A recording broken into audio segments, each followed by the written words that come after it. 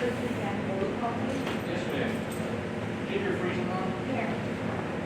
David Santos, Yes, sir. Here. Randall Gilhart, Here. James Mulkey,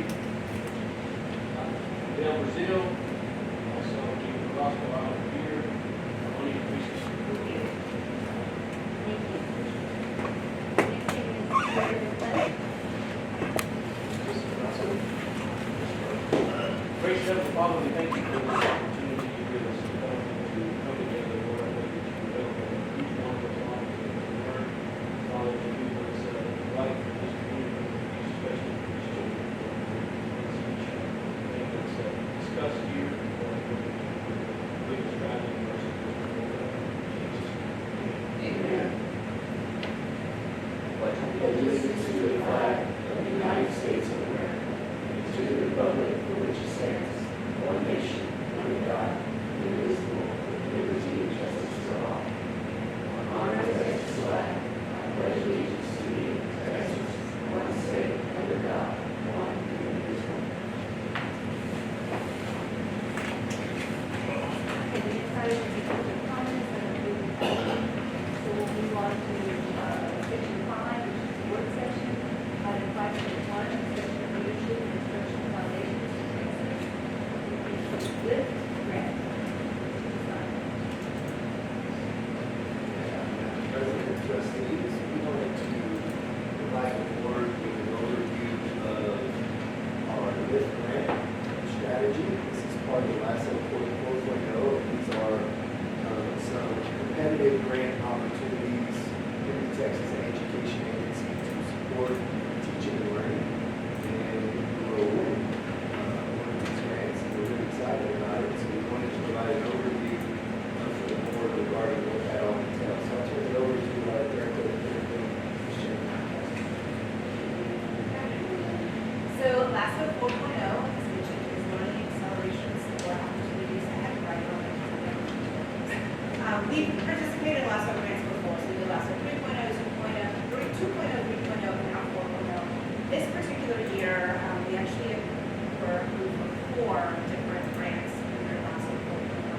The LIFT grant, which I'm going to talk about tonight, a school action fund grant that's going to help us with other school management, and then a prep grant and strategic staffing, which help with mentoring and supporting high-quality teachers. So LIFT stands for Leadership and Instructional Foundations for Texas.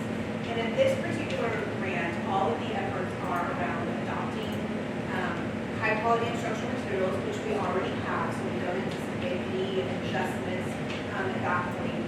Professional learning and skill building. This grant in particular really leans on building capacity with the leaders on campus, so campus principals, campus coaches. It's a little less heavy on the working one-on-one with teachers and a little bit more heavy on working one-on-one with principal managers, principals, and helping them coach their teachers. So it's a little different than what we had in the past. So all based on observation and feedback systems and then implementing training and PLC. So really helping leaders support teachers when they're planning for instruction to implement development. And this is part of our annual school plan and it's part of our CG process. So there's nothing in here that's relatively new to our system. It's just bundling some additional support and funding for us to kind of make our systems a little bit more progressive. It's a 3-year initiative. This part of the grant, we were awarded $597,000 to CEA. This will support K through 5 and mathematics. And part of that assurance is that we've had to adopt an HQIM. This is going to be our 3rd year with Blue on it, so we're already able to make changes now. So our district assurances, our job is to accept the grant award. We will work with our technical provider. We're actually finished our interviews of technical providers today, so we'll make a decision and bring that information to you next. We'll work with them to do a needs assessment. One of the things that's really neat about this grant is it is more personalized to the needs of the district. So in previous grants, there's a prescribed formula that everyone has to follow. This one, they're going to do that needs assessment and then where our strengths, where our areas of challenges, what things have we already done, so that when they come in and do training, they're not replicating training that the teachers we've had and have had 3 or 4 times already. It's really tailored to where we're at currently and what our next steps are. So that needs assessment is going to help us determine where we're at and where we're going next. volume implementation, we already do that. The TEA approved technical provider, we re-interviewed the provider that we're currently using to see how well they meet our needs going forward, and then we interviewed another one today, we're in conversation around that. And then we have to identify a district lead point of contact, which will probably be Joette or myself or someone like that. And then there's some completed required trainings. Like I said, the trainings are mostly on the leadership side, not so much the teacher side, which you'll see in the trainings. The components of funding, this particular grant TEA stipulates that 70% has to go to that technical provider. So of that 597, 417, 900 goes directly to that technical provider, and the other 30% we have some flexibility with. That flexibility can be one of those four things. So we can give additional money to the technical provider to get more people on board or provide more support days. We can do a partial salary for a coach who utilize funds in this past grant cycle for that. So we could fund like a math coach or something like that.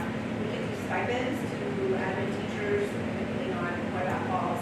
And then we could also use some of that funding for an approved online supplemental math platform. So you might have heard teachers talk about something like IXL or like Red, some platforms we've had in the past.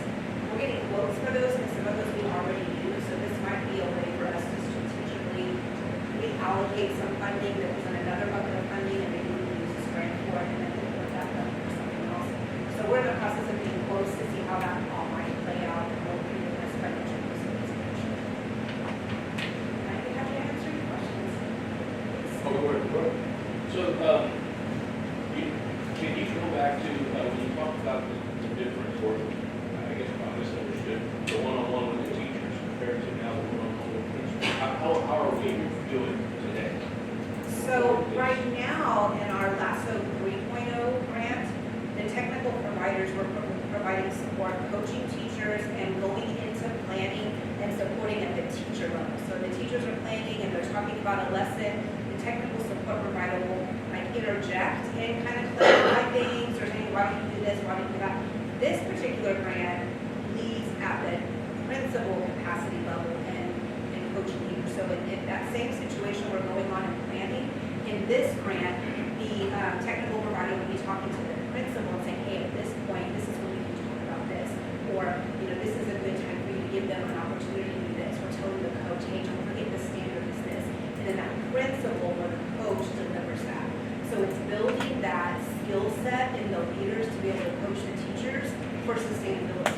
So when the technical provider's not in the planning, that work can continue.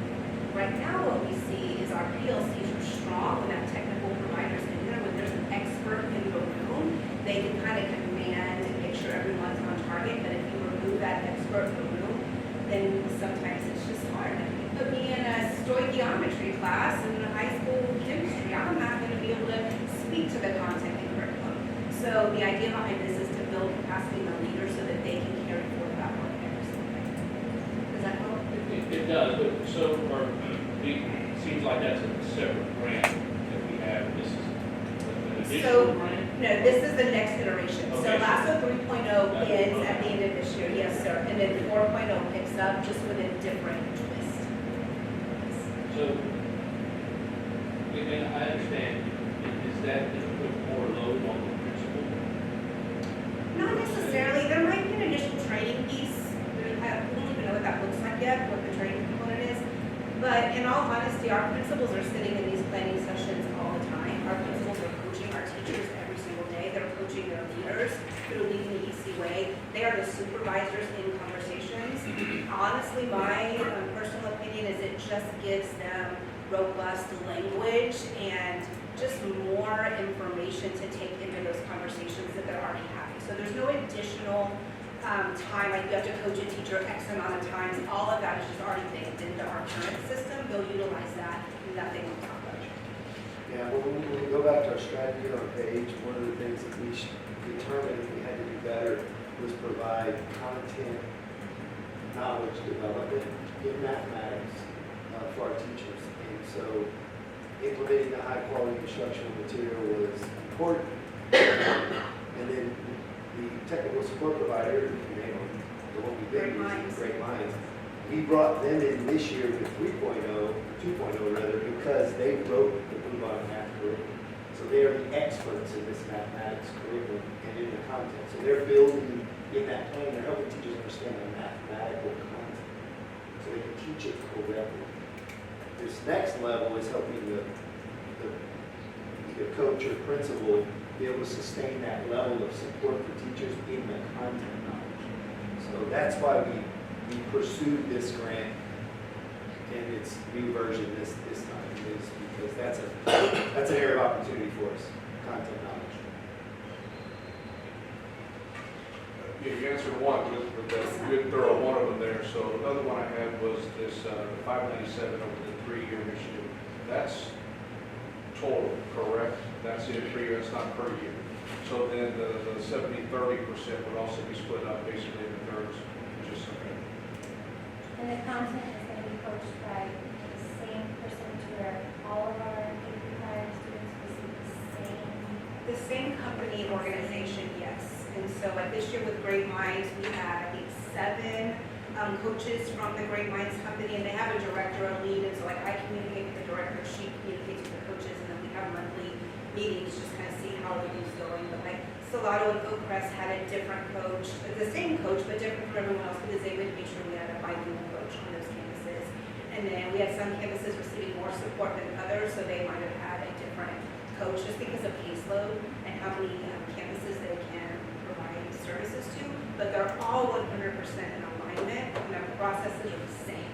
So when they're going in and giving feedback to leaders, it looks the same, they're following the same protocols, all of those things are the same, even though it might be different. and they're not going to tweak. I mean, if they can take it and tweak it to where it works, that's fine, but maybe there's a time frame to where they receive this training, this coaching, they teach it, something, and they come back and say, you guys tell me that, how are you thinking this could happen? And then we do it all across the district. So that's kind of part of our process already, is like just these feedback loop cycles, and I think it depends on every campus and every campus leader and where they're at. And so some campus leaders feel really comfortable suggesting when to make a change, some are like, just tell me what to do. So we've kind of been living these cycles already with other providers, and so we try to like plug and play. Well, first we meet with them to see how their systems align with our systems, because we don't want anything that contradicts. So like, we have a spot observation form, they have a different form, we're gonna talk about how those things merge, we don't want anyone receiving these messages. So we'll fix those system level discrepancies from the beginning. And then as they're going out and working with the leaders of the campuses, some of them will come back and say, hey, this piece isn't working, can we try this?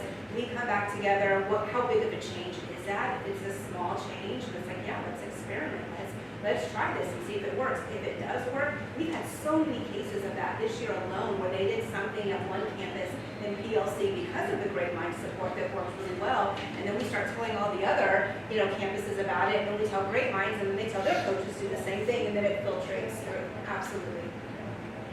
I think I have a question, as needs assessment is done. And then there's a professional coach in the class all the time, or No, how do we reassess? So and what- when are we going to know how it's working? What kind of report? So one of the things we can do in our agreement with them is talk about different metrics that we can use. One of the companies that we interviewed today actually was very tight with their 60% of the campuses that they support grew 10 percentage points, and now we're seeing how we're getting higher. I think it was 16 campuses moved to 1-letter grade, 10 campuses moved 2-letter grades, and 6% of the campuses moved 3-letter grades within a year. So that's one way we can look at those lagging indicators for that student achievement to see if the support is working. There's also these leading indicators that going in and they're looking at PLC and the planning, what does it look like? And there are different rubrics for all of that to say to what degree is the implementation transferring from the training into the planning, into the classroom instruction. And so they do what's called I-8 walks. I don't know what I stands for, but it's I-8 walks. And about every 6 weeks or so, we walk with the partner, and we sweep the classrooms, and we also watch the professional learning communities and the planning to see to what degree is the implementation. One other thing they mentioned in the interview was the dashboard. So they mentioned, now this is new, so we're still like learning along the way, but they mentioned with principal managers that they'll be looking at data with us, with their dashboard, also to help with monitoring the campuses too. So I'm super interested to see how that might look different from what we're already doing. Yeah. But it's just constant touch points on meeting the student outcomes. Right. So, Thank you. Appreciate it. And I'll just add, with regard to the technical support provider, we're asking also our principals, how's it working?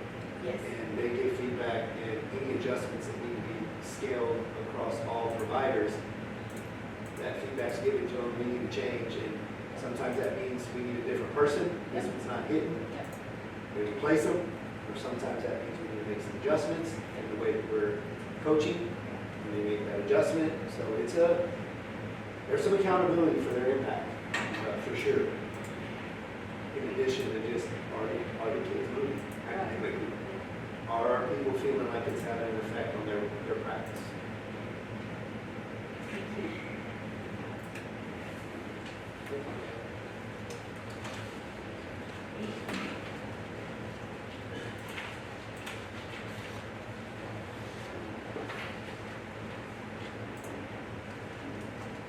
We're moving on to item 5.2, discussion of modified schedule state assessment testing days, waiver for 2026, 2027, 2027, and 2028.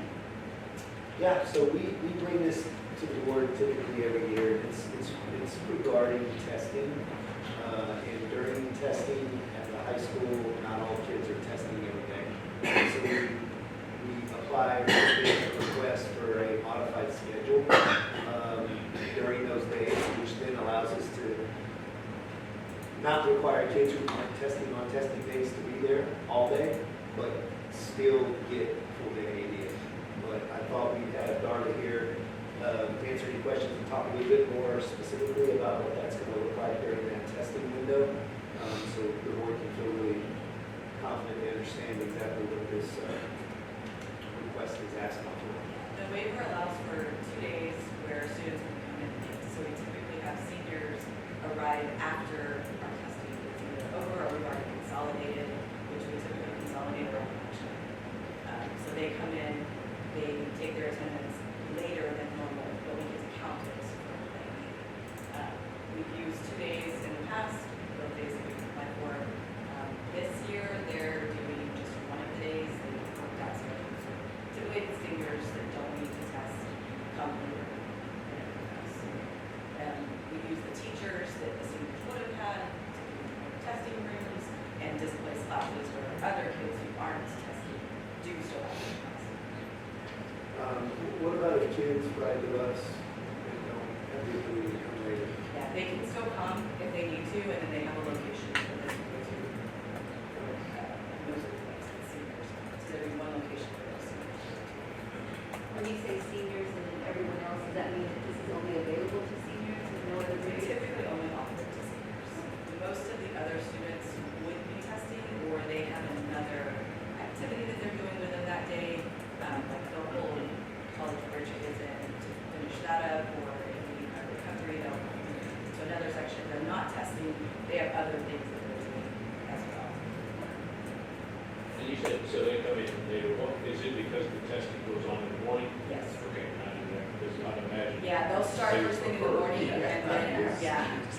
As students finish, then around lunch is when we'll consolidate. So there's 30 kids in each room, so you've got like a whole wing of testing going on, and then another wing where other kids are going on, not testing kids. What is the attendance level? You know, I'm sure it's low, because they're probably, I don't know, but I don't know if I remember when I was a kid. But nonetheless. Just the other day. Just the other day. Well, and that's a really good point, because the campus has done some pretty creative things, like at a senior meeting that day. Yes. And they get important senior information, so you really need to be at this meeting, and that has helped drive attendance up on those kind of days.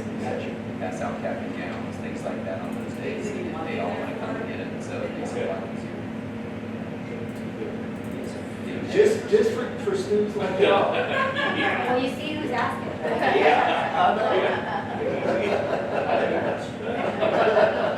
Probably we don't want to roll for it. Yeah. Thank you. Moving on to item 5.3, discussion of architectural work related to new elementary school number 11? Yeah, so you'll recall, number 10 is currently under construction. Number 10 is on the intersection of 1346 and Stewart Road. And that is a prototype design that we've been replicating since tradition, which is fantastic. So LPA is the original designer on that. It expedites the construction process because the design process is so much shorter. There are very few modifications to the design at this point. We built this school, this is the fourth line, it fits into the fifth line, number 11.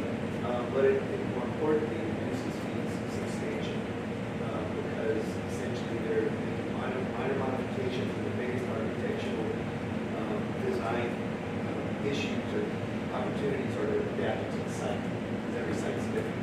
And then they do construction management services, they're part of the construction management team. And so they be an LPA, because 11's going to be another prototype, 11's going to be off of the brake road. So what this item is essentially bringing LPA's, our recommendation for design, and architectural design, construction, administrative services for number 11. And again, LPA, because this is their prototype, we're going to design work for tradition, honor, victory, number 10, with your approval next week, number 11. They've done the work well, they've designed the school well, adapted it multiple times to multiple sites. And again, we get a premium on the architectural design cost, very reduced cost. It's probably about 60%. It's above what it would cost otherwise if we were paid market rate for architectural design services, because it is a prototype. They've already recommended it. So Stevie's here, we happy to answer any questions, but this is what this item essentially is. It's authorizing or approving LPA to do the design work on number 11, which is on the open. And again, they're currently doing number 10. They're wrapping up victory. They did honor, and we did tradition prior. The only question I had, Councilman, number 11, but I guess, is there any plans to move into those valve? Those, we, there was a mitigation. Well, yes, sir. I guess it is. Yes, sir. Yes, sir. So we are actually about ready to nail that date. Our goal for CTE was to wait until students and staff are using this space to do a ribbon club. So we're ready to solidify a date as we now move into that building. So we're ready now. Yeah, so we can just pick a date that works for the board and we'll be ready to go. It's now they've occupied and work out the bugs. As far as gallery, we'll establish a date for that official ribbon cutting. We'll probably do it right before the day the school supervisor starts and we do it honor.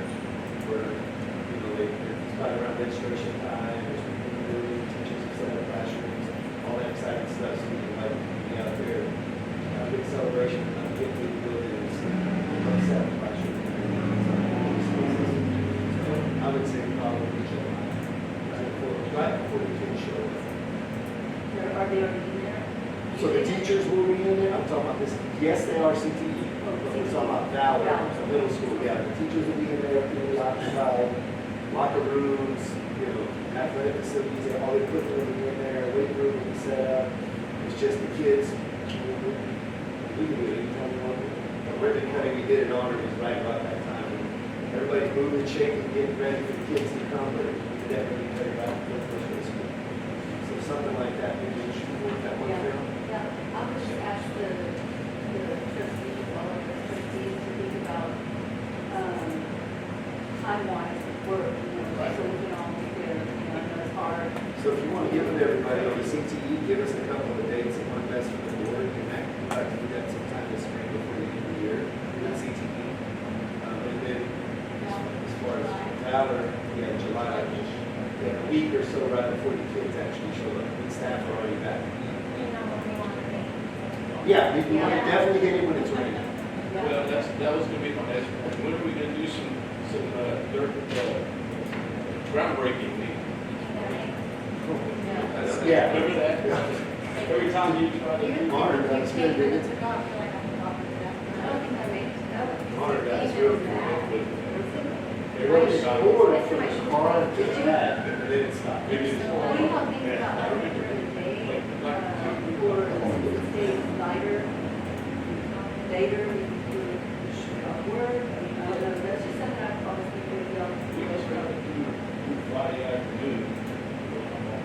But afternoon, but afternoon would probably work better. So shoot for a Friday afternoon. And For both. For the CTE and ballot. Yeah, so sometime in the spring, shoot for a Friday afternoon. Afternoon works, Monday morning, Friday morning, I've got sales meetings, presentations, so mornings, yeah, after's fine, after's fine, Tuesday, Wednesday, Thursday, wherever company. The only thing in July, when I was there, so. Yeah. We'll have good cold drinks, and we'll have everything set up, and, or at least at the really thing, we'll be in the air conditioned building. Yeah. We'll be underneath the canopy in the main entryway. There you go, there you go. Do the ceremony, and then we'll get in that building. So, CTE will be spring, before spring's over, Yeah. before the end of the year, and it will be in July. Well, y'all pick things and then she can. I'll work with them. I mean, whether you got an idea, Friday afternoons seem to be okay, so we'll work with that. We'll work with that. We'll solidify that.